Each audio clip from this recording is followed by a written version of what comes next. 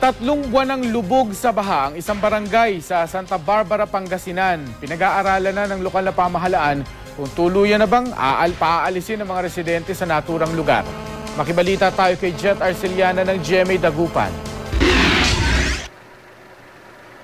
Kahit tirik ang araw ngayon rito sa Barangay Pugo, Ventanilla, Santa Barbara, Pangasinan, lubog naman sa baha ang mga kalsada at ilang bahay. Ayon sa mga residente, ang bahang ito 3 buwan na nilang tinitiis. Pero taon-taon ganito, minsan nga umabot dito sa bahay namin. Kaya naman para maiwasang lumusong sa baha, gumawa na ng tawiran ng mga residente. Umiiwas din sila sa mga sakit na pwedeng makuha sa maruming tubig, tulad ng leptospirosis at sakit sa balat. Kakasakit na rin po ba kayo? Oo, nagkakalipungan din kami minsan kung palaging sa tubig. Ang pagbaha sa Barangay Pugo, Ventanilla hindi na raw bago sa lokal na pamahalaan.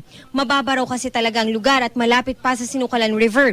Kaya napakatagal ng paghupa ng baha na dulot ng pag-ulan.